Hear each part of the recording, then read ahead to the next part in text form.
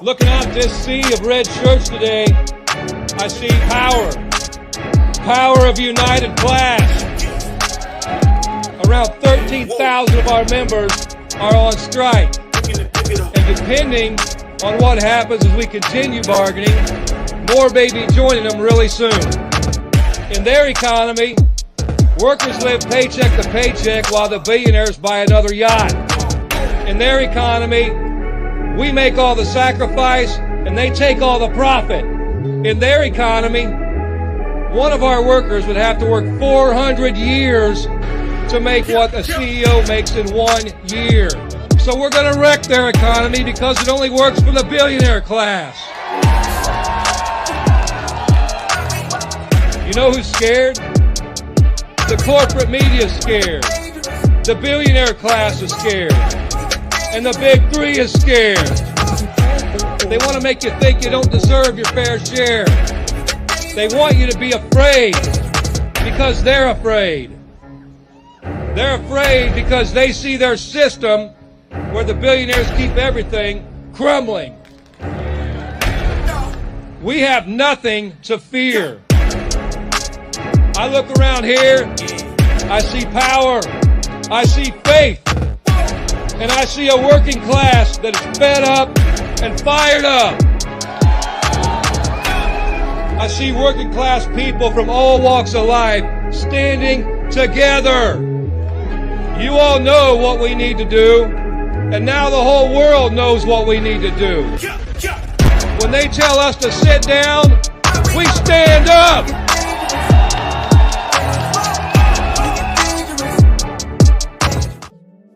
Yes, yes, yes. What is up? What is up? General Strike Podcast family.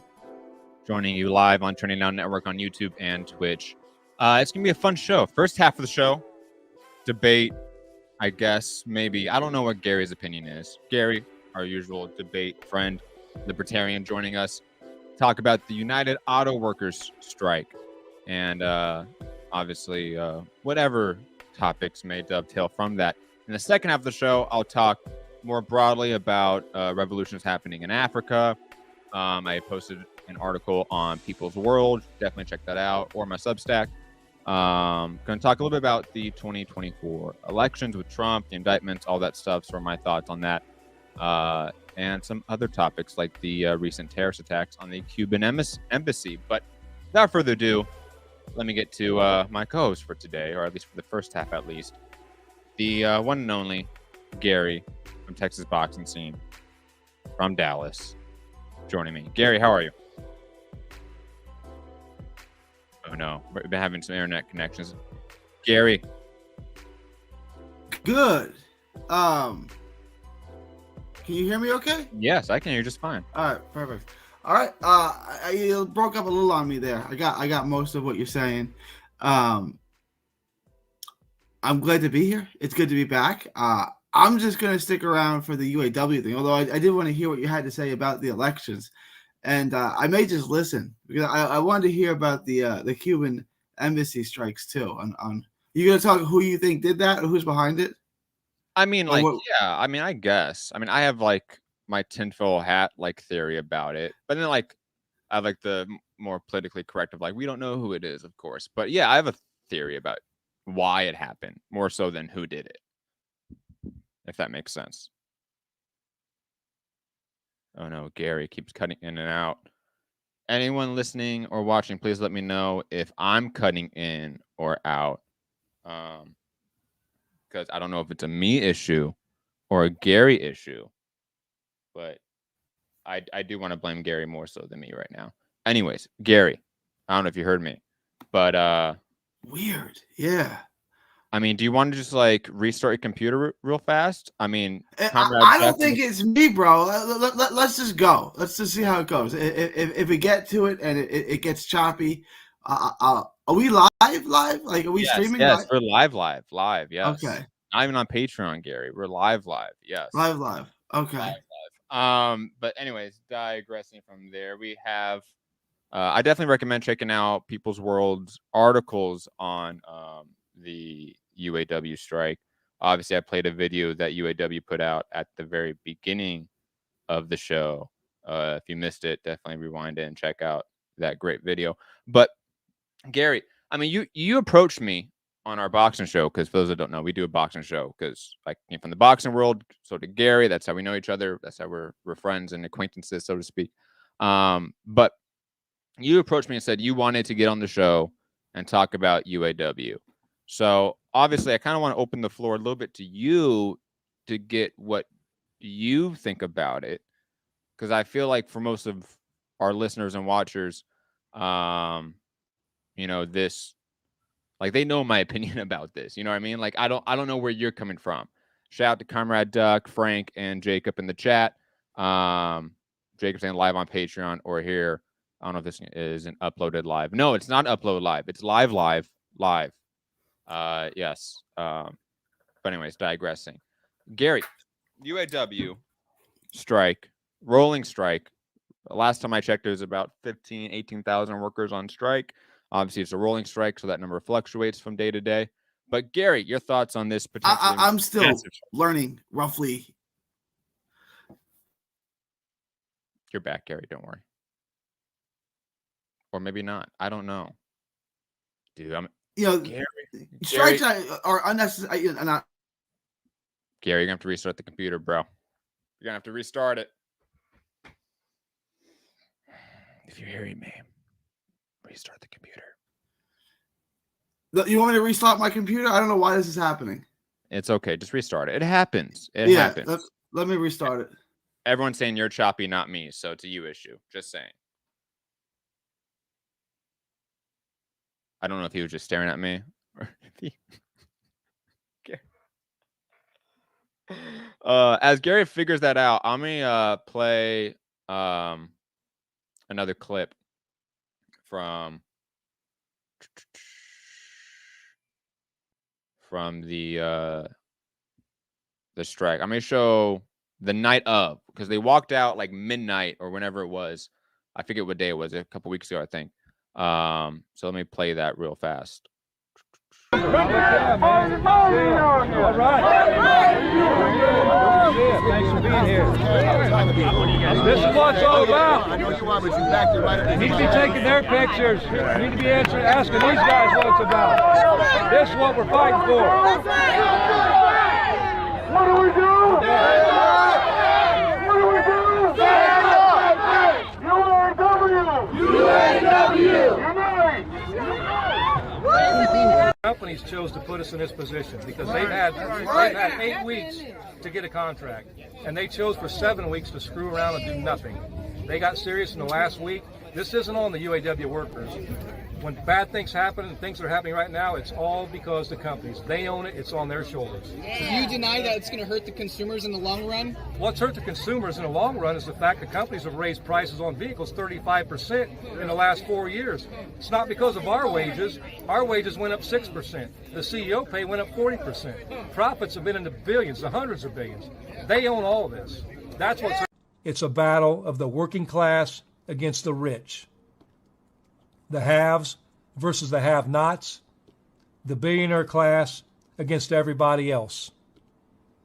And again, in talking about that, this class warfare, people accuse us and say this is class warfare. There's been class warfare going on in this country for the last 40 years.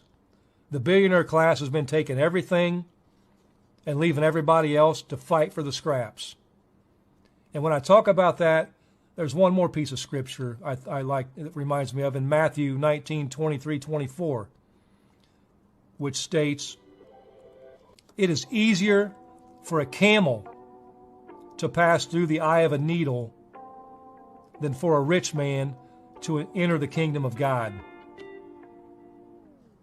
Why is it easier for a camel to pass through the eye of a needle than for a rich person to enter the kingdom of God? I have to believe that answer, at least in part, is because in the kingdom of God, no one hoards all the wealth while everybody else suffers and starves. In the kingdom of God, no one puts themselves in a position of total domination over the entire community. In the kingdom of God, no one forces others to perform endless, back-breaking work just to feed their families or put a roof over their heads. That world's not the kingdom of God. That world is hell. Living paycheck to paycheck, scraping to get by, that's hell. Choosing between medicine and rent is hell. Working 7 days a week for 12 hours a day for months on end is hell. Having your plant closed down and your family scattered across the country is hell. Being made to work during a pandemic and not knowing if you might get sick and die or spread the disease to your family is hell. And enough is enough.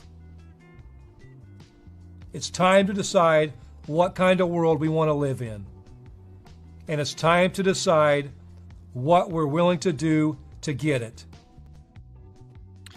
Yeah. So, I mean, I wish Gary was here to see, especially that one about the biblical quotes, because I know Gary's pretty religious, but, you know, I feel like this strike, you know, I see Comrade Duck in the chat saying he doesn't like Sean Fine's, you know, quote, billionaire class, you know, rubs him the wrong way. I definitely get that. I mean, but that goes back to the fact that like trade unionism isn't like the solution to our class struggle and class antagonisms, right? Like we all know that, us communists and even various degrees of socialists and anarchists. Like I think most of the anti-capitalist left is of the mindset that these strikes, the working class union struggle, is important. It's an important aspect, an important part of the overarching tactical and strategic struggle that we are implementing. Gary just texted me saying, I'm having internet issues now. Damn, Gary.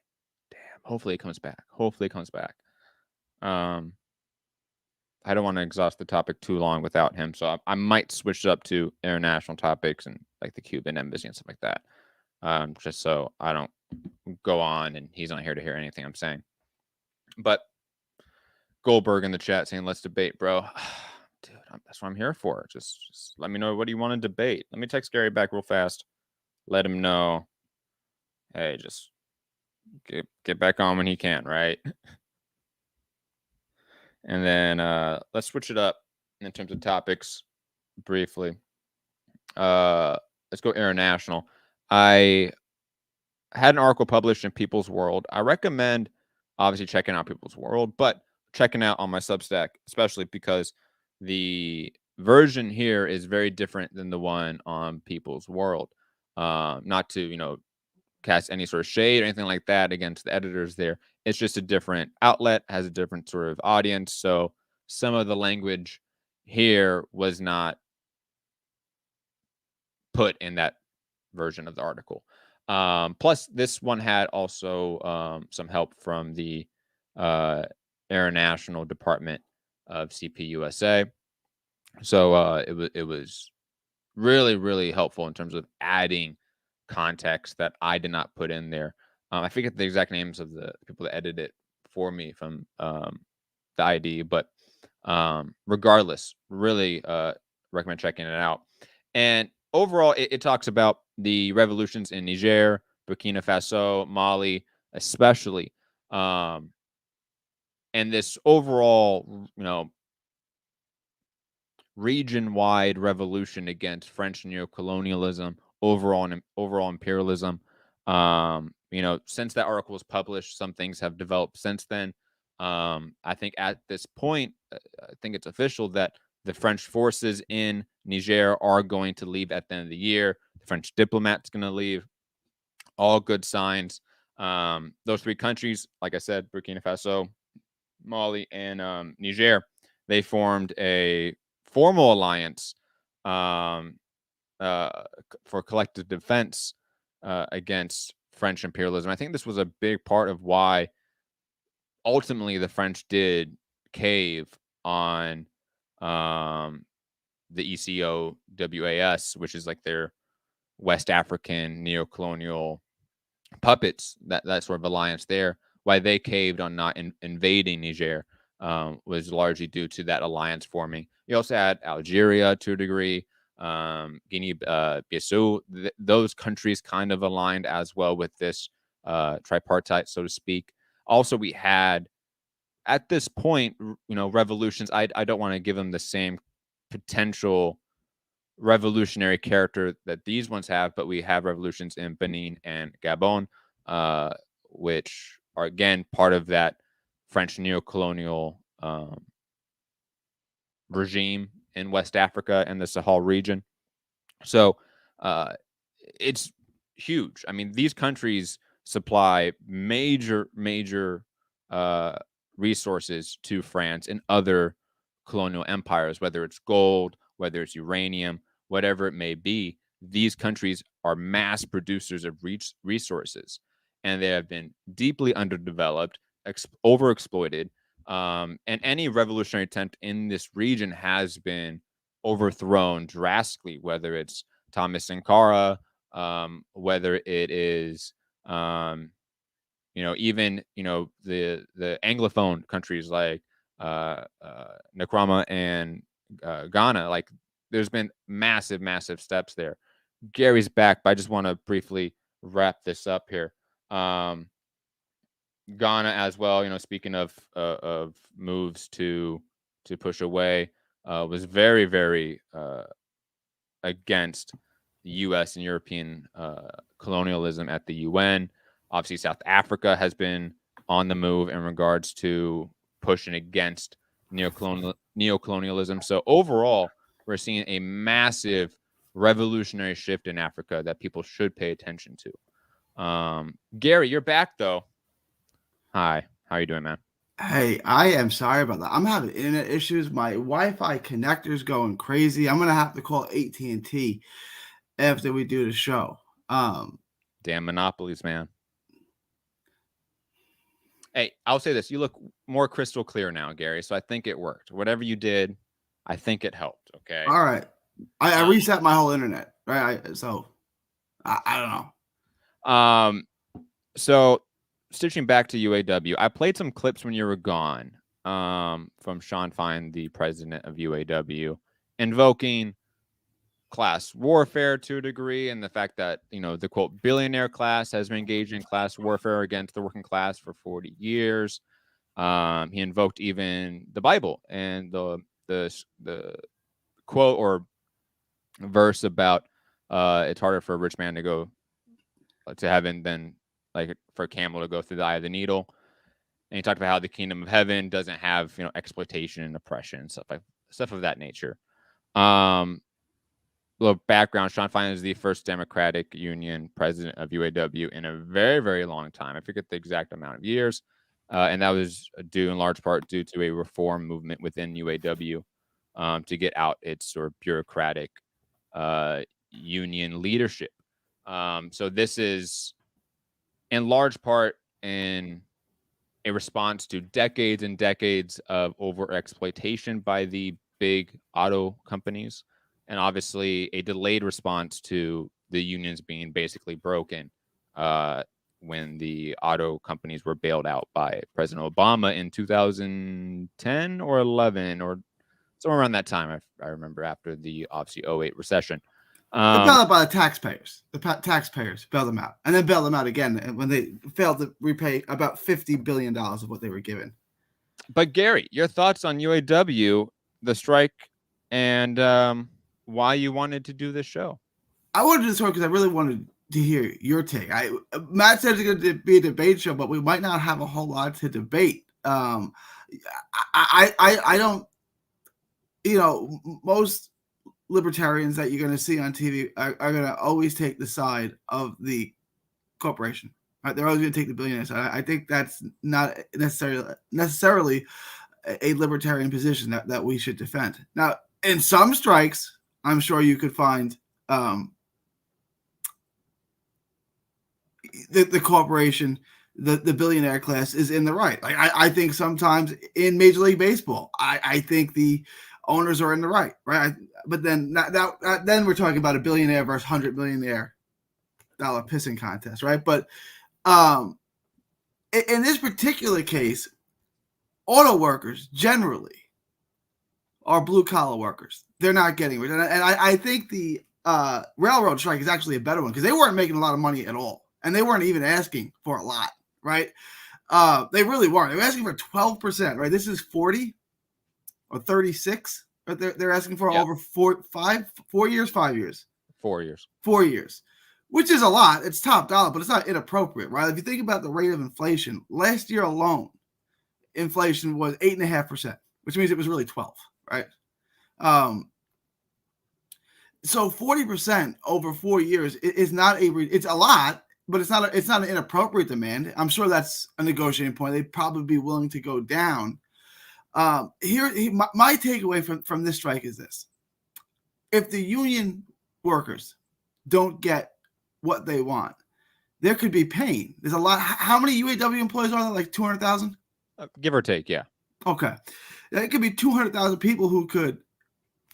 It just to paint the picture of where we are financially. More people have applied for home equity lines of credit since any time in the last 15 years. There's more credit card debt. There's more student loan debt, right, than there's ever been in any time in the history of this country. So people are hurting financially. Last year, I saw a study that 40% of people in the country were worried about paying a utility bill. We're not talking about going on vacation. We're not talking about, buying a yacht or a boat. We're talking about keeping the lights on. 40% of Americans were worried about doing that. This is something that can hurt a lot of people, right? Inflation is the worst tax of all. It taxes the poor and the middle class more than anyone. If the workers are wrong, they can lose everything. If they don't keep up with the rate of inflation. The bosses here, we'll call them, they'll just get bailed out by the government. If they give the workers everything and their business fails, they'll just get bailed out by the taxpayers and still be rich people. So I kind of am erring on the side of the UAW workers here. I don't think the demands are high. I don't think they're inappropriate, right? And didn't the CEOs just give themselves a 40% about the same raise over the same time span? So let me dive into it if that's okay with you. Let me one more thing. The price of cars, the price of a new car or the lease of a new car is up about 50% over 5 years, right? The average car now is well over $40,000, right? Are you asking me? I know the number for the UAW, what they cited, and it was in the high 30 percentile. I forget the exact number. I played in the video earlier, but I forget. Let's say the average price is up 40% of a car. Of a used car over 5 years is up 40%. And that number you're giving me is before the pandemic. I was just going 5 years. But okay. Let's say 40%. Well, that means 40% more revenue is coming in. So everything should go up proportionally 40%, right? If you're making 50 grand, you should make 70 grand. Does that make sense? Because everything has gone up 40%. So if you're giving yourself that raise, and I'm negotiating on the half of the union workers, I would also expect to get in that 40% range.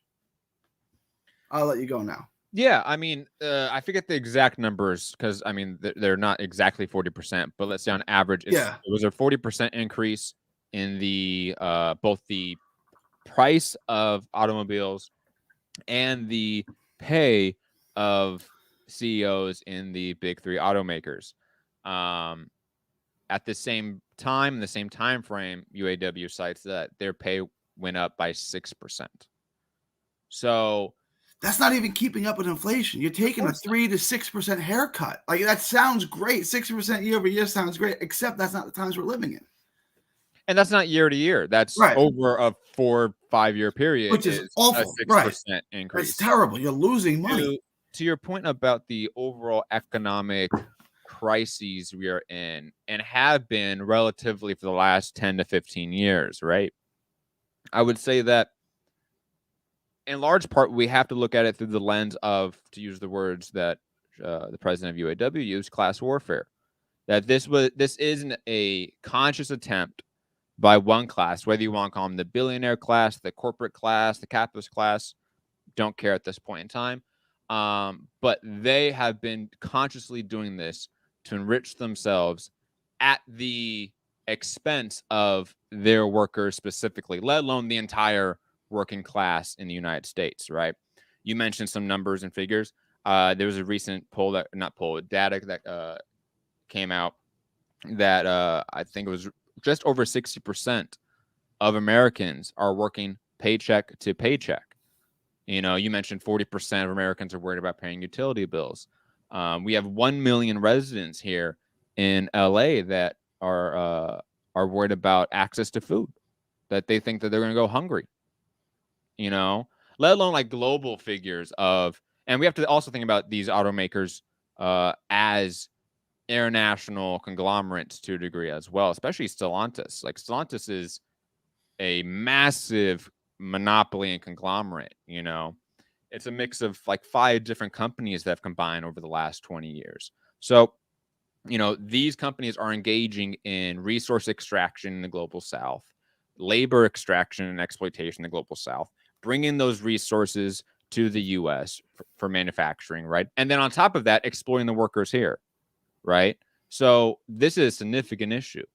So to your point, Gary, about the fear, I know you didn't side to the point of saying, you know, the fear of the union losing the strike makes you not support it. I know you didn't say that, but I bet there's people that do say that, oh, the union might lose, therefore don't strike.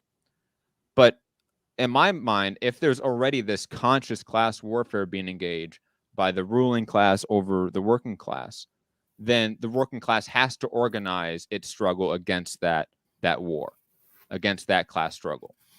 And the common way, the most legal way to engage in that struggle is the union struggle, is unionization movements, is strike movements, whatever it is, in order to mitigate that that exploitation, to mitigate poverty, for lack of a better term, and use an umbrella term, right? You know, mention all these figures about the economic crisis, you know, most Americans are facing. You know, it's poverty. You know, like we're fighting against poverty. So to me, it's the most common and legal struggle we can use right now. There might be other struggles we can use at later times, but this is one we have to use and support fully. And I think we are seeing a wave, Gary, where it is siding more on the working class side for a variety of reasons. WGA obviously just reached a tentative agreement, and it looks like, from what I've seen from writers within the union or guild, they're very happy about it. So that's a very good sign. You know, the Amazon struggle is continuing, the SAG struggle is continuing, Starbucks is continuing, and we're seeing these massive struggles. So I think that this is just right now, one of the only paths we have to fix those issues that you brought up. Gary? No, the only thing, again, it's just the verbiage, the exploitation of the workers. The workers have a union, and the workers, they're not handicapped 75 IQ people. They can negotiate for themselves, Matt. Like, they have a person, they hired people. These are capable people. Of course, but that's what they're doing right now. Right. You understand that, right? Like, they've tried to negotiate for a year plus, and we have one side that has the power, one side that has all the money, right? Like, that's the reality. There's a massive power imbalance that you're not calculating in here, right? And the fact that we have one side that's the very few, right? Like, we're talking about what? A dozen or 2 dozen people that are the CEOs and CFOs. It's a few more than that. It's probably, I mean, and the board of directors. Like, we're talking about it's not a lot of people. A few hundred people at most. At most, a few hundred's fair. 200,000 workers, right? Those few hundred people can decide, hey, we're going to get a pay increase by 40%. You guys are only going to get a pay increase by 6%. And that they have full authority to do that.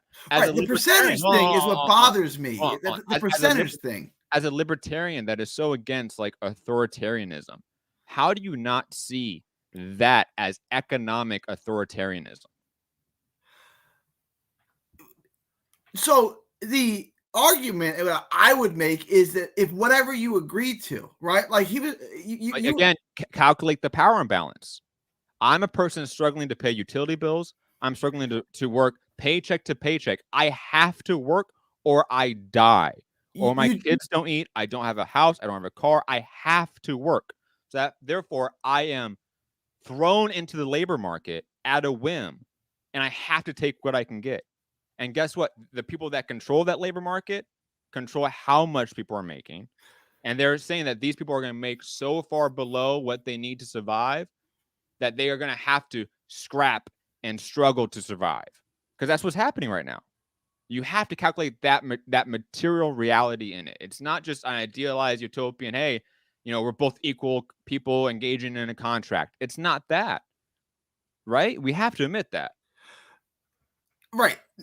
In right now, September, what is it say, 25th, 2023, times are rough for most Americans, right? I was listening to Fox News, and they're talking, and they're saying that people your age, right, 20-somethings and early 30s, they go out to happy hour and out to eat far less than my generation and older generations. And they said it's probably has something to do with COVID hangovers. Like, no, it's probably got something to do with they have no money, right? Like, go to a restaurant. It's going to cost you $100 to get a couple beers and a couple burgers, right? Like, I think that's the reason. I don't think it's because, they got used to being by themselves during COVID. I think it's because they can't afford to go out to happy hour, right? So I get it, right? Like, everything is super expensive. And perhaps I'm overlooking how, if I didn't make any money for 3 months, I'd be okay. All right. I would suck, right? I'd be okay.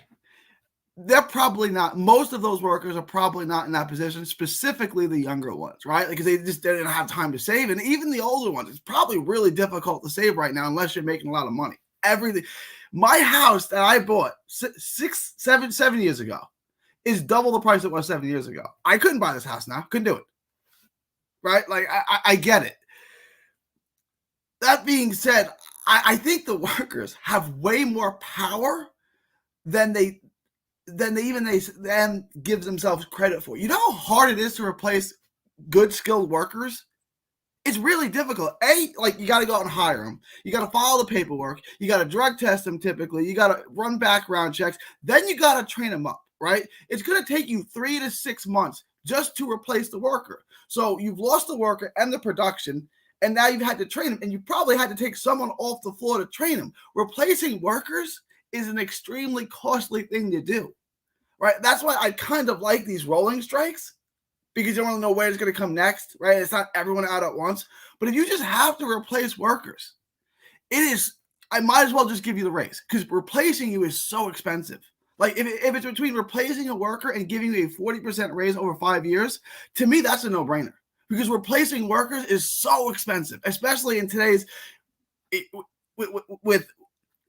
in today's day and age, you got to put them through training. You're probably going to have some kind of HR training and testing that you have to do. You're going to run all the paperwork and the drug test. It's really, really expensive. You don't want to do it. That's why, like, it's so important to hire good workers and to keep good workers. And if you have them, right, they have way more power than you actually think they do.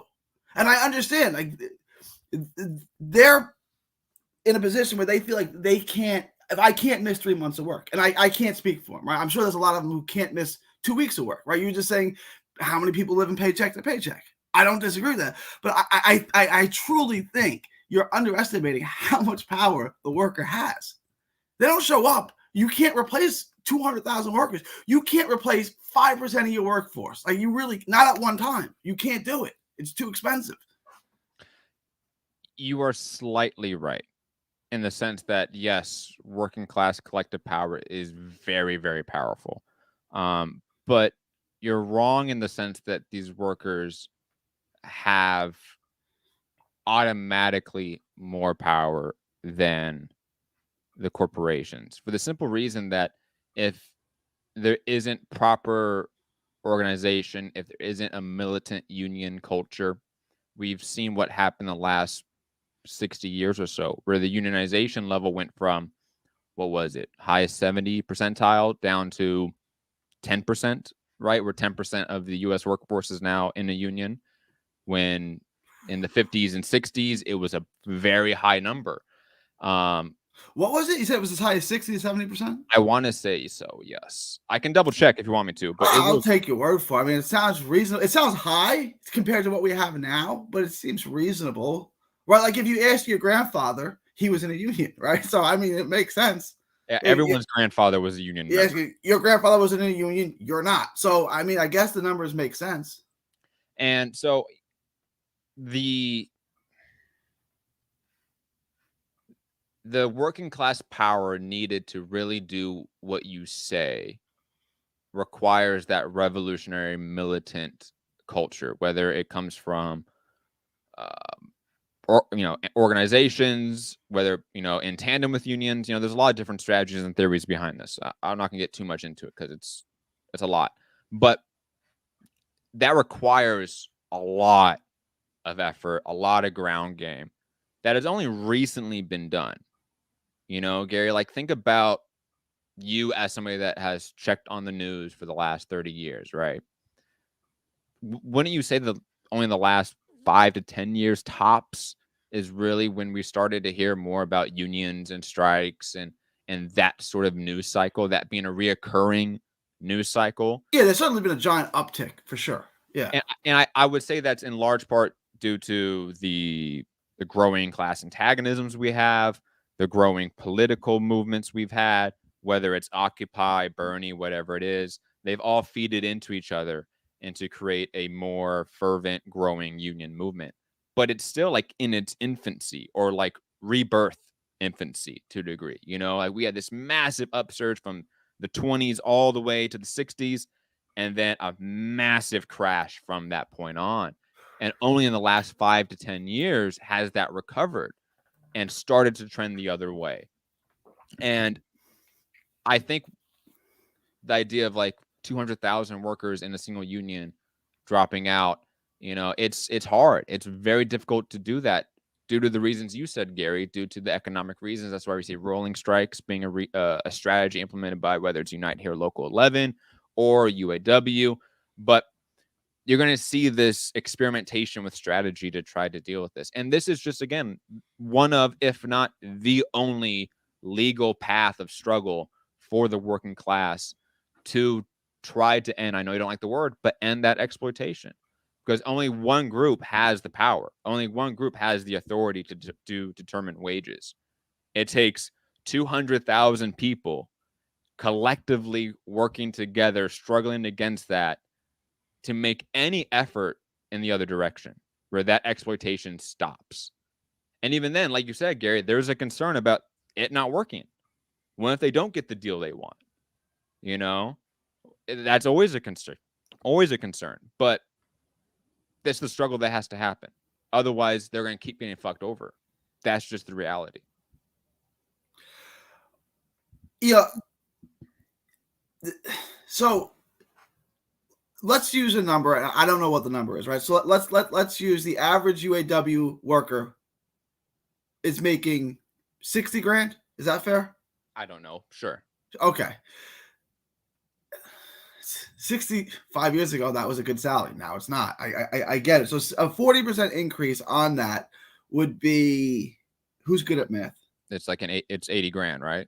You're going up to 80 grand. It's still not a ton of money. I mean, it's better. It's not a ton of money, right? If you're making 80 grand, you're not sending your kid to private school. You know what I'm saying? Like your wife's working, and college is going to be hard. Like think about like college, like affording a 4-year university. Yeah, that's out of the question unless you have, massive, grants or funding like that, state funding to help you out. It's difficult. It's community college is the way. Like that's just, you're still working class. It doesn't that 40% raise doesn't change that dynamic. Yeah, it's not putting you in another tax bracket. That's for sure. Right. It's not changing your lifestyle. Right. Like if let's say the average UAW worker 5 years ago made 50. You said they got a 6% increase in 5 years. So that would be $5,000, $7,000. They're making 53. You know how much less they're actually making in real income, adjusted gross income? Like they're making so much less. so much less, right? And that's why they can't afford their bills. That's why they got 30 grand in credit card debt, right? Because the lifestyle they had 5 years ago, they're making way less when you talk about real dollars. So, like, on this, and it's mostly about the bottom line pay, where the railroad workers, there were benefits and sick pay and things like that. This is mostly like,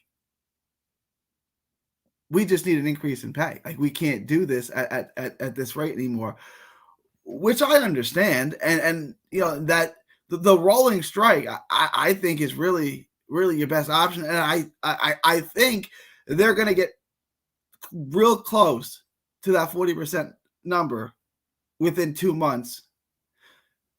It's just, can you sustain a 2-month strike if it's wrong? I think you can, but again, I can't speak for people. I mean, like, I don't. You forget also, like, WJ was out for like 180 days, like half a year, like 6 months. That was that strike. You know what I mean? Like, SAG has been on for 4 months. You know what I mean? Like, some of these unions, if they're strong enough, and UAE is a very strong union, it has a long history. It has a war chest it can tap into, same like the Teamsters, like, you don't really have to worry about the Teamsters and strike funds. You know what I mean? Like, it's just not a concern. I think UAW is a little bit of that to a degree as well, where it's such a strong union that it can survive a 6-month strike, especially a rolling strike. That's not going to be an issue. Unite Here is the same thing. That's been going on for 3 months, 4 months, give or take. That's a much smaller union, smaller war chest, with much poorer workers than auto workers, and they're still going. Did you know I was part of the Teamsters back in the day? I was going to ask, or have you ever been? I worked for UPS. The UPS. Oh, that's it right. was at the. It was at the time. I don't know if it's still true, but back in 2005, 2004, it was the single biggest employer represented by the Teamsters. It was UPS. It still might be. I wouldn't be surprised. Obviously, the Teamsters just won their contract negotiation with UPS, like a month ago, and avoided a strike. But that could have been a big one as well. Gary, so it's official. You're standing in solidarity with UAW, right? I'm siding on the. Look, I'm not gonna take and I'm thinking about buying a Cadillac, right? Like, or leasing a Cadillac. I would never buy that piece of shit, right? But I may lease garbage. Sorry, I may never buy. But I'm thinking about leasing a Cadillac. I'm kind of having a midlife crisis. I've always wanted a Cadillac. I can't even drive it, so my wife would. But so. But I would never side with government motors, right? Like, that's gonna take a lot for me to do. Like the UAW would have to be like bombing children in order for me to take the side of government motors. Are you saying government motors, like, as a joke and not General Motors? Yeah. Okay. Well, who bailed them out? Taxpayer motors, taxpayer funded motors. Again, class warfare. Gary, okay. Any other thoughts on UAW before I move on to the other topics? And you can stay, you can leave, you can do whatever you want, Gary. No, I thought that was basically what I was thinking. I wanted to hear. Do you want to go into Trump in 2024? Because I can give you my thoughts on that too. Oh, let me pull it up here. I was gonna have this long reach into it, but yeah, I mean, hold on, let me pull it up real fast. Segueing from UAW, right, and all that fun stuff. Where's it at? Here we go. Biden's going to pick it at UAW the day before Trump is scheduled to go and visit the picket line. First off, I love the pettiness there. I you know me, Gary. I'm a fan of petty, and that was some petty move by the Democrats. I think it's funny. Cornel West, obviously running as Green Party. He was also at a UAW picket line it was the East Coast. It wasn't in the Rust Belt. I forget exactly. I want to say it was either like New Jersey or New York, but I forget exactly. Obviously, we've had the Trump indictments. I think the one that has the most legs is the one in Atlanta, to be quite honest. We obviously had the Republican debates. We have a report, I don't know how true it is, that Gavin Newsom and Ron DeSantis are going to have a debate. For what reason, I don't know. It's just going to be horrible. And obviously heading into 2024 election. Now, I have my thoughts generally about like what like the left needs to do in terms of like fighting MAGA and Trump and the overall like fascist right. I have thoughts about even what the election is going to look like, because it could be so many different things and so many different machinations of candidates at this point. It's very hard to tell. And when you say the left, you don't mean the American left. You don't mean Nancy Pelosi and Joe Biden and Hillary Clinton, right? You mean the actual left? Like yeah. I'm talking about like DSA, CPUSA, PSL, FRSO, Black Alliance for Peace, those types of groups. Yes. Okay. All right. That's a real, because it to me, like when you say, like, not you, but normies say, the Republican, the House, Kevin McCarthy is the right and Nancy Pelosi is the left. Like, is there anything besides abortion that they don't agree on? Really?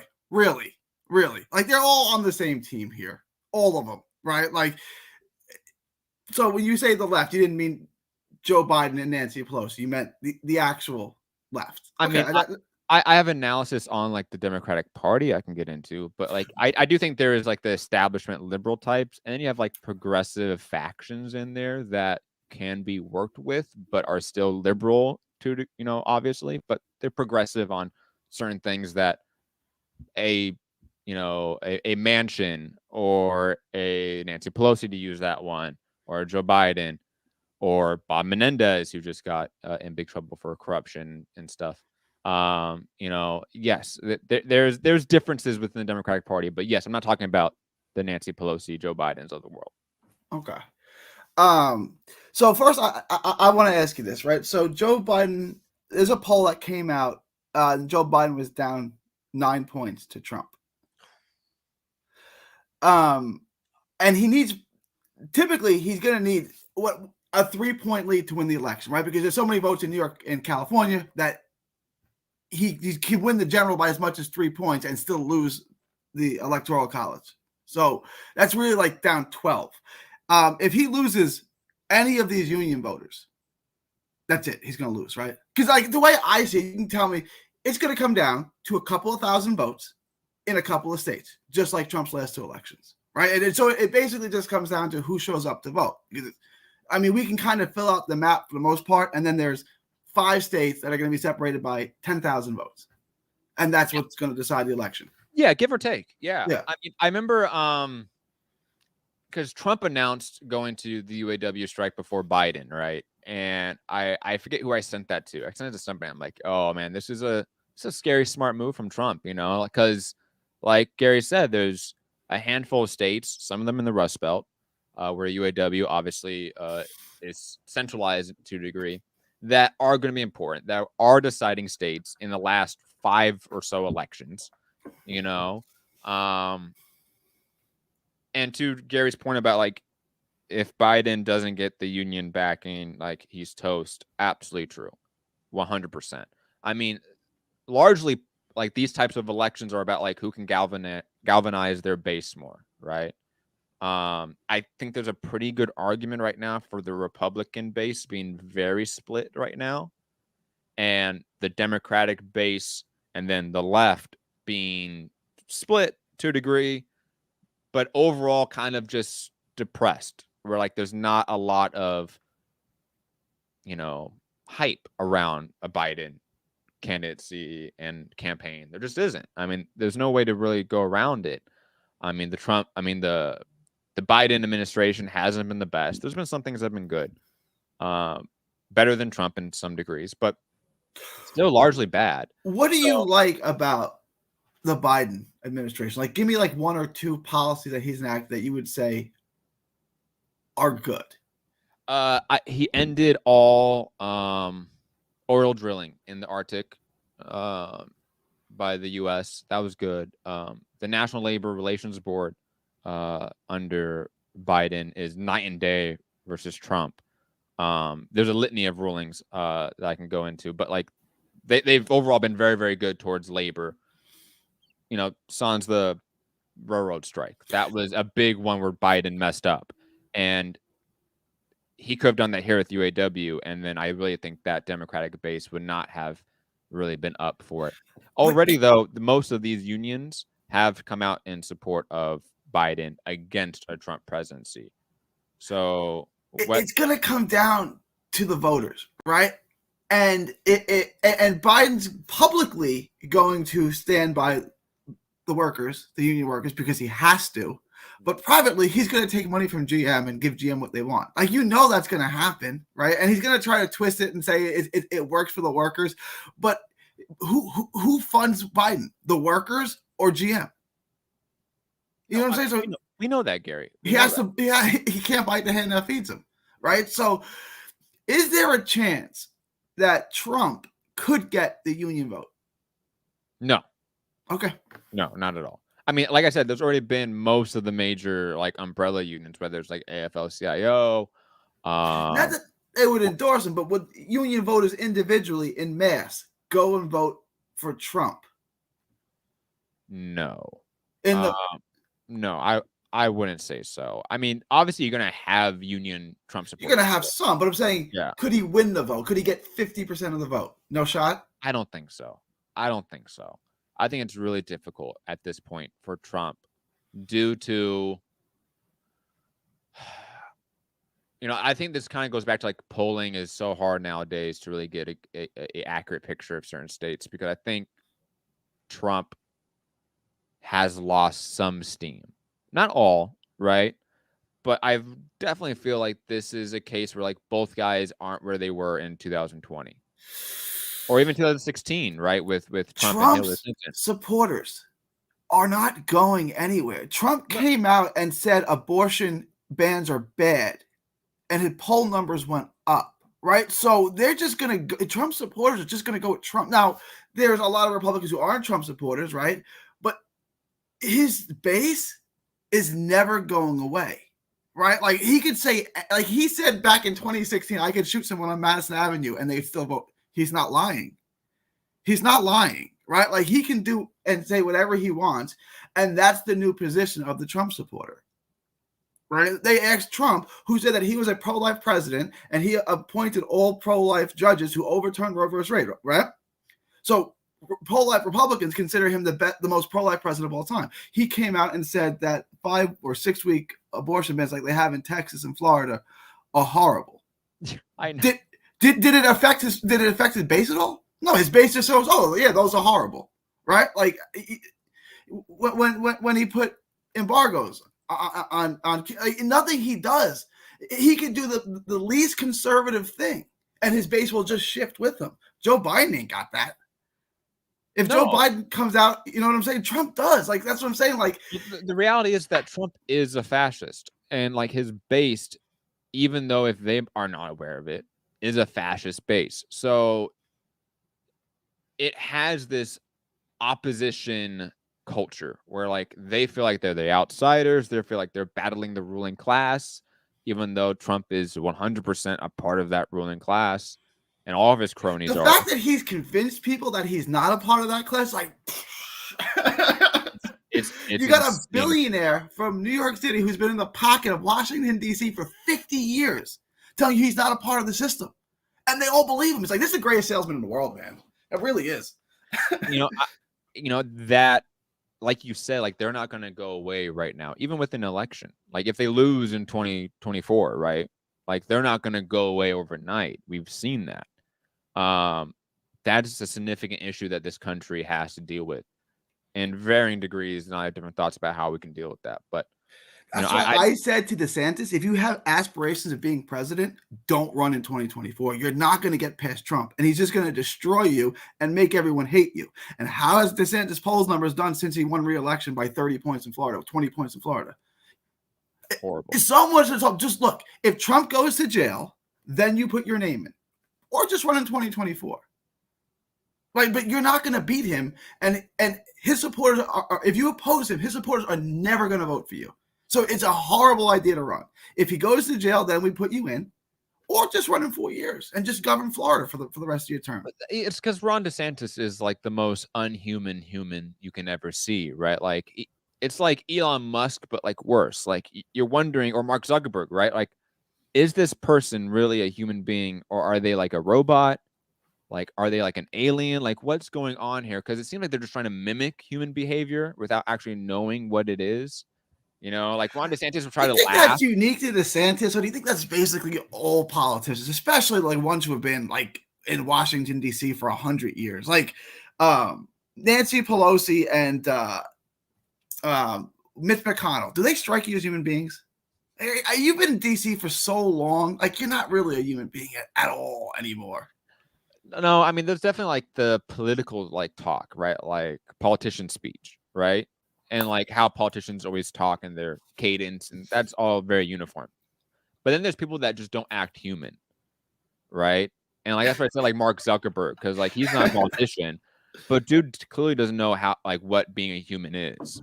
So like he just tries to mimic what he sees other people do, and it's really bad. That's Ron DeSantis. Like you said, Trump, I mean, he's a great salesman. I mean, he's a much better fascist than Ron DeSantis in that way.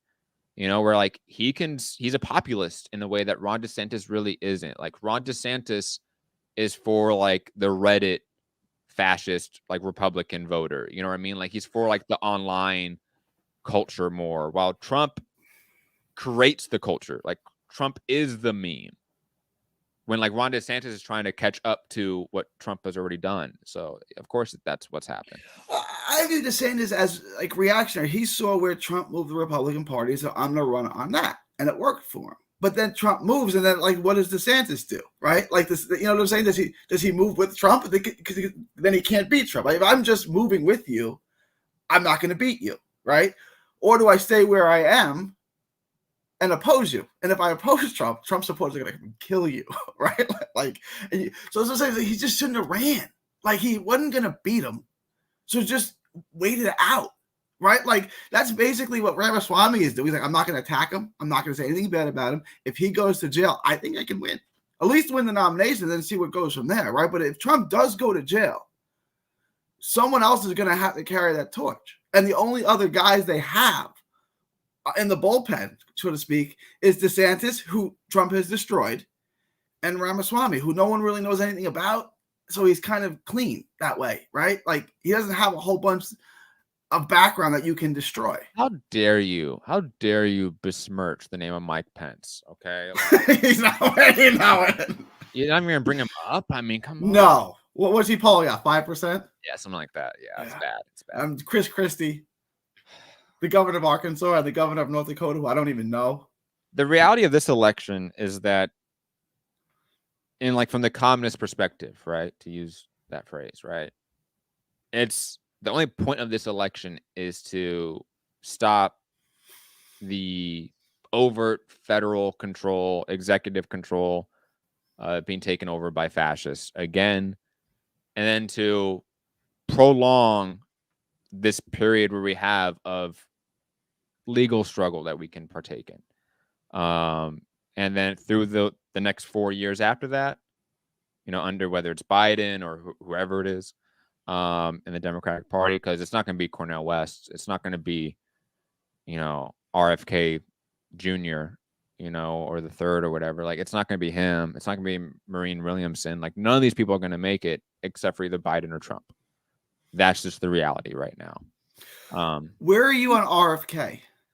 Dude's a nut job. Dude's a nut job. Between RFK, Biden, and Trump, who would you pick if you had to pick someone? Biden. Okay, Biden. I'll take RFK.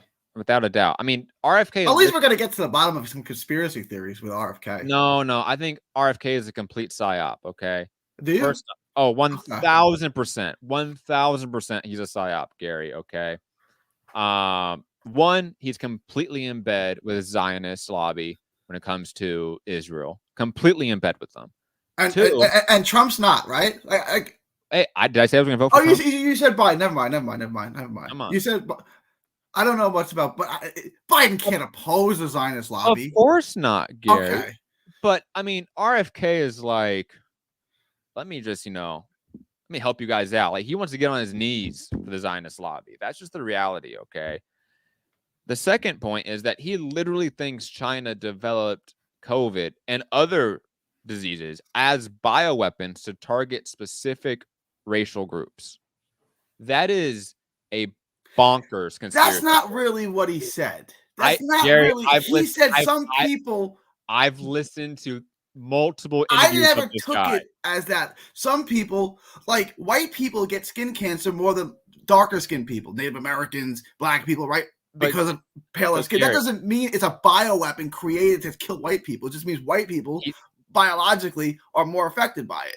Gary, if your train of logic is one, COVID and other diseases coming out are being created in Chinese labs. Two, they're experimenting with targeting racial groups. Three, COVID came from China and you think it's targeting specific racial groups. You don't think there's a through line in that logic to connect it all? I don't take what he said as it was made to attack certain racial groups. I didn't take what he said like that. I took it as... I'm not saying that he's racist in that way. I'm saying that he thinks China's racist. He thinks China is out there creating bioweapons to target specific racial groups. That's absurd to think China's doing that. It's like the whole spy balloon thing. Like, it's like, what are we getting at here? Like, we literally have like bioweapon labs in Ukraine right now, and we want to talk about other countries and what they're doing. Come on, RFK. Well, we're setting up the stages for World War III, where it's the West versus China and Russia. I know, Gary. I know. That's what we're setting the table for that. Like, I never believed the spy balloons. The spy station in Cuba, I don't believe any of this, right? Like, I can't say the most because there are other corrupt. I think the U.S. government is one of the most corrupt governments in the world. Like, I don't trust anything they do or say. Like, what was the first thing I said about the spy balloon? Oh, that's so fake. That is so fake. They've even come out and admitted it now. Like, did they? Yes. It was like when they blew up the Russian pipeline. Like, they blew it up. Russia blew up their own pipeline. It's like, come on. No, they didn't. That didn't happen. Like, there's no way that happened. Who blows up their own pipeline? Oh, man.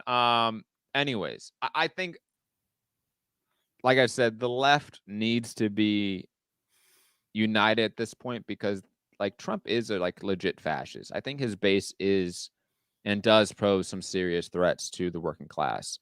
I mean, he's out there saying right now that he wants to look at the laws again when it comes to anti-communist laws.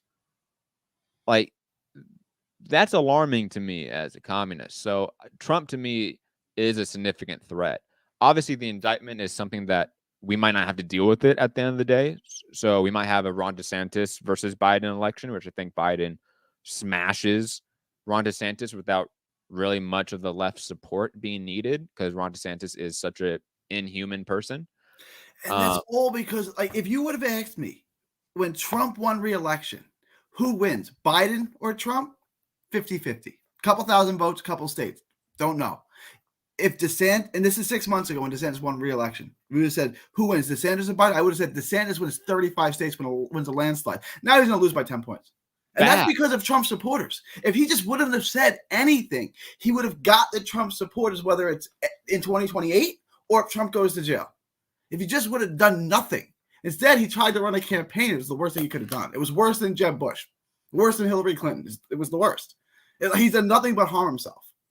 You know, we also have a presidential ticket with PSL. I don't know much about the two people running.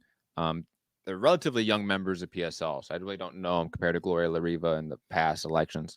But that one's going on as well. I don't think any of those are legitimate in terms of like third-party elections at this point in time because none of them have the base support to actually win an election or have really ballot access to win the election. So I think it's kind of a non-starter. I think that really the left needs to think about organizing itself along economic struggle lines in the political struggle. We need to focus on winning local elections specifically. We need to start taking over local areas, so we can make sure certain things aren't happening. We're like Glendora and Chino Hills out here in the LA and San Bernardino area. They just came out with local ordinances where if you're gay or in the LGBTQ plus community in school, public school, the school has the responsibility to tell your parents that you're in that community.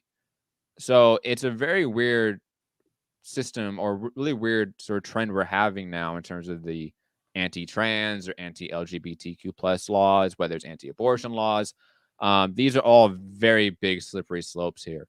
And I think really we need to ramp it up. CPUSA has gained like 10,000 plus members in the last 3 years. We need 10,000 more. DSA has lost about 20,000. They need to fix that. Like what is deep Democratic Socialist America? Democratic Socialist America. And I always say that for the Libertarian Party too, that they should just focus on local elections, right? Once you win local elections, then you there are some seats like in Texas where the winner of the city council has 50 votes. You can win those seats. You can win those, and you can start to make strides, right? Get a couple city council streets with 51 votes. All you gotta do is go knock on some doors. 51. That's all you need to do, right? Just start to make strides, but they don't want to. They well, our focus is 2024. It's like, okay, do you think there's one Senate seat or the presidential election that you can honestly win, right? Because the best chance you ever had was Gary Johnson, and he got 4% of the vote.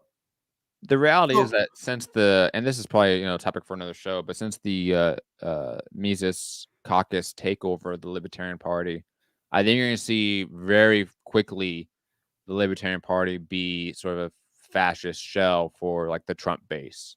The Libertarian Party is going to be the Mises Party, which is going to be the right side of the Libertarian Party, and and then you're going to have the Libertarian Party, which is the left side of the Libertarian Party. It's not going to be one party anymore, right? Like, I don't go to meetings anymore. I'm not really involved anymore, but it's two different parties within one party. And do you remember Jo Jorgensen, who ran 2020? Yeah, she was awful, right? And that kind of Gary, when's the last time you went to a Libertarian Party meeting? I'm curious. 2020. Really? That recent? Yeah. Wow. Okay. Interesting. How many members does the Libertarian Party have? Or do they have strict membership? Well, they have, each state has a party too. So there's Libertarian Party USA, and then there's like Libertarian Party Texas. Which I don't really care about national elections. Like I don't like Trump or Biden. I don't really care. Do they have like a strict membership process where like you have to? No, is it strict? No. If you pay the $50, you're good to go. I think it's 50. Last time it might be more now, probably more now. But 2020 was, and then like you could just go sit in a meeting on 2020, and you could see that this is about to die, right? It's like the United States. This is on its last legs here. Like I didn't vote for Jo Jorgensen in 2020.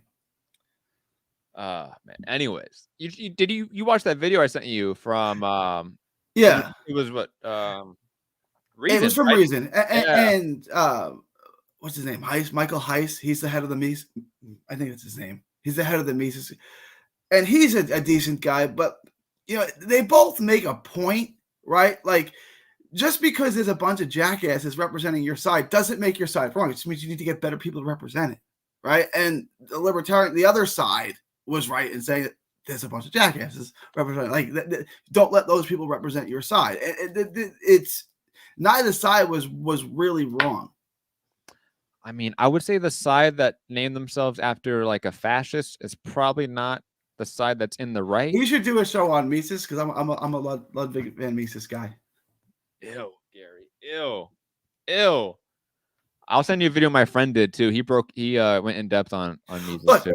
You can find, and this is why I support policies. I don't support politicians, right? Because you like Ron Paul, right? Like I like a lot of Ron Paul policies.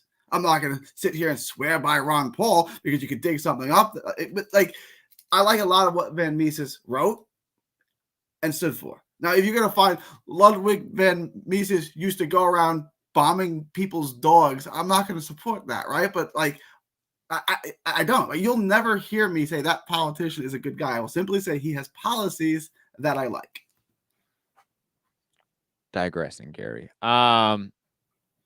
Any other thoughts before we? No, that was good. If you're gonna do Cuba next, you can boot me off. I'm just gonna sit and listen. Okay, I'll do that real fast then. Gary, well, I'll bring it back. Gary, let people know where to find you. Oh, you can find me all forms of social media, 3D Boxing, 3D Boxing Blog. Nothing to do with this. I just thought I wanted to have the UAW talk with Matt, just on a social level, see what we agree on and what we don't. So I said, let's stream it, and that's what we did. So find me all forms of social media, 3D Boxing Blog, and me and Matt will be back either tomorrow or the next day with the boxing show. Yes, on Mixed Combat Radio. Definitely check that out. Always appreciate it, Gary. Maybe we should do a Mises breakdown for the next time. That'd be fun. That'd be fun. Definitely appreciate it. I see someone in the chat saying, Jacob Prodder saying, Comrade Duck, is there somewhere I can see the CPUSA accomplishments? Well, obviously, I would say check out our website. There's a lot of good stuff that's put on there. Same with our YouTube page. We have about 60 educational webinars on our YouTube page as well. So if you want some Marxist communist education, boom. But in terms of books, highly recommend these three. Let Them Tremble by Tony Pesanovsky. Also Faith in the Masses by him as well. Recommend that highly. And Highlights of a Fighting History, 60 Years of the Communist Party USA. Plus, obviously, William Foster's history of the Communist Party USA is a significant read. But let's get into Cuba, because I think that's really a significant thing that's happened. It's not the only terrorist attack that's happened in Cuba recently. I mean, the Cuban embassy in Washington, D.C. recently. I think it was either last year or in 2020, forget exactly. There was a either Cuban exile, Cuban American. Again, I forget the exact detail there. But he shot at the Cuban embassy with an AK-47. Just yesterday, the Cuban embassy was hit with 2 Molotov cocktails. Luckily, no one was hurt in either terrorist attack. Now, this is on the same time as the president of Cuba is in New York City, Miguel Diaz-Canel. He's made an appearance at the UN, made an appearance at the Malcolm X Center, and an appearance at the People's Forum, and gave certain speeches that I really recommend checking out. I did have them up, but I think just for the sake of time, because me and Gary went long, I won't play them, but they're on my social media. Definitely check them out. At the same time as this, obviously, we know that Cuba is on the state-sponsored terrorist list, which was enacted by President Trump and has stayed as a policy under the Biden administration. Now, the major development of that is that Bob Menendez, Democrat Senator Bob Menendez, who was he was like the head of a certain committee. I forget exactly. I have a clip we can probably play if I can find it. It's right there. I'll probably play in a second. But Bob Menendez was indicted on corruption charges, intimidation charges, and a couple other charges as well. Real significant stuff.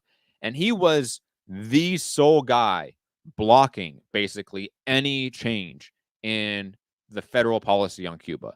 Amy Klobuchar, of all people, not a big fan of her, but Amy Klobuchar had a bipartisan bill that was going through the Senate that was going to lift the entire blockade of Cuba, take it off the state-sponsored terrorist list, and every embargo we have with Cuba. And, obviously they're not doing it at the kindness of their heart. They're not doing it because they're socialist. Literally the reason stated by this bipartisan bill was to open up markets for exports for capitalists in the U.S. So it's not really like for the goodness of morality here. It's to try to get better profits and a greater increase of our market share in another country. But that bill was shot down by who? Bob Menendez, solely. So he has been, and this is a recurring thing. There's at least a dozen other instances of bipartisan bills approaching his desk and him being the one to veto them, basically, and not putting them up for a Senate vote or a House vote. So this is huge. We have Bob Menendez out. Awesome. Miguel Diaz-Canel has really, I think, done a great job in New York City. And then also we have this terrorist attack. So the tinfoil hat in me will state that this was probably some sort of very lame CIA, NED-sponsored act through a Cuban exile, Cuban American, probably based in Florida, and all for the sake of trying to create negative news while these two things are happening. I find it hilarious that, if that's the case, I find it hilarious that they would do that, because how would you, in any logical way, think that the person or country you want to claim is the sponsor of terrorists why would you want to commit terrorist attacks against them? Doesn't that defeat your entire argument? And this is not an isolated case. Like I said, there's over 580, I believe that's 581 specifically, terrorist attacks on the Cuban people since the revolution by the U.S. There's over 600 assassination attempts on Fidel Castro specifically. So like we have really a clear power imbalance, to use the term I used with Gary earlier, where like we have an empire with the biggest military in the world with nuclear weapons going against a very tiny island nation of like 11 million people. You know what I mean? And for 60, 70 years, it's been nothing but imperialist aggression, terroristic attacks. We are at a moment where potentially that could change. And I think, especially with Bob Menendez out, the hands off Cuba sort of movement needs to pick up steam.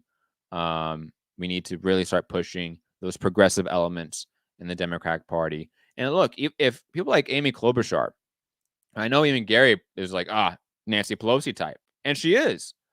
But if she's out here saying, let's end the entire blockade of Cuba, I'm going to work with that person to try to stop the blockade of Cuba.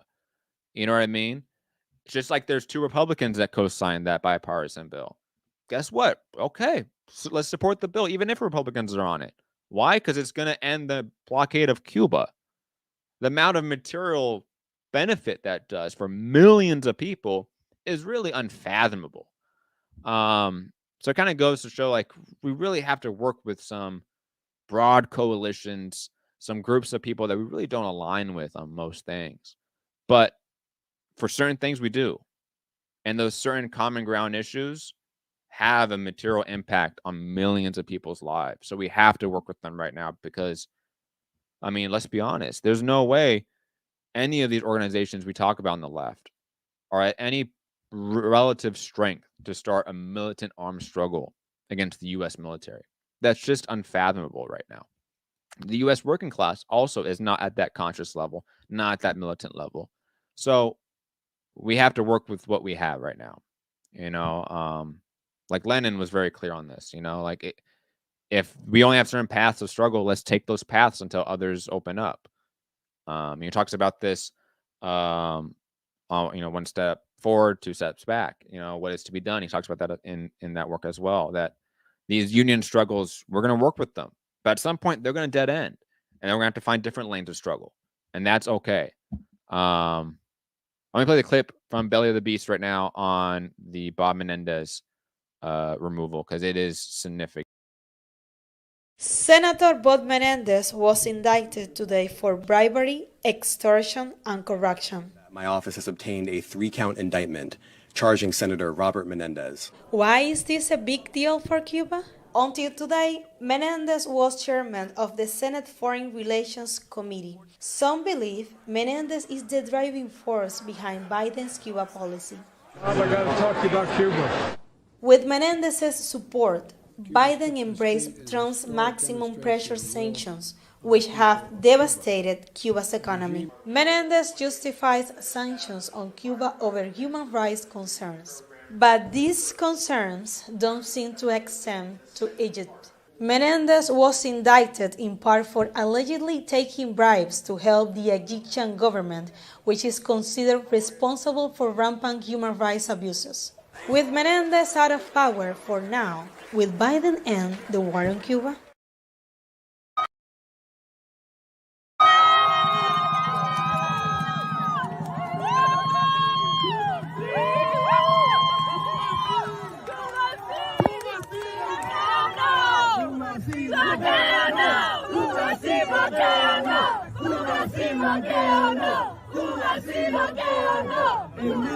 The people of the United States stand with Cuba. The U.S. blockade is the policy of the U.S. government and of the U.S. ruling class, but not the people.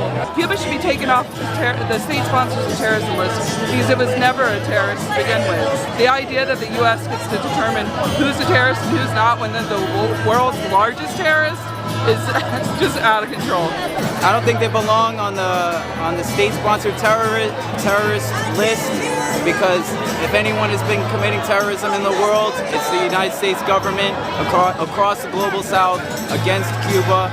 Young people in New York are excited to welcome Cuba, and we want Cuba off the state sponsors of terrorism list, and we want to end the U.S. blockade. This embargo must be ended now.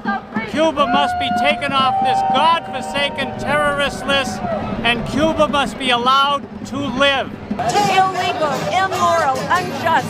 That the United States would do this to human beings is unconscionable. But to the beautiful Cubans, it's a crime on another level.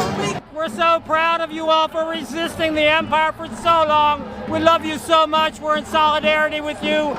You're here in our hearts as we march down this road here in New York City. We New Yorkers say, take Cuba off the state sponsors of terrorism list, let Cuba be free, end the blockade now. And we need to express solidarity with the people of Cuba as they continue to thrive through the brutal sanctions that the U.S. has waged on them for the last 60 years. We stand against the blockade, and we will be rallying every day until this blockade is lifted and the voices of the people of the world are listened to by the U.S. Cuba does nothing but send doctors and vaccines and help to people all around the world. Cuba is actually the most humane society I know of, so get them off the list. So, yes, I'm going to take off right now, guys. Thank you for joining me. Gary, I know you're still there. I always appreciate it, man. Be back tomorrow for Mixed Combat Radio. Again, check out my article on People's World. Also want to briefly announce that, you know, the Lenin project that I've been working on for Marxist-Leninist Reading Hub and Red Prince Publishing. I am on episode/chapter 5 now. 4 episodes done, scripted, done, everything. Just need to videotape it now for next year. So 12 episodes total coming out next year, 1 episode a month, hopefully as well. I know the brief conversation about it was positive, but also that will be turned into a book as well at the end of the year. So hopefully my first published book on Lenin will be in the end of next year. So definitely stay tuned for that as well. Definitely support good friends over at Marxist-Leninist Reading Hub.com. Go check them out. What else? Be back tomorrow. Check out Gary, Texas Boxing Scene. My great partner, Melody at the Studio Boxing. Check her out as well. And I'll be out. Peace.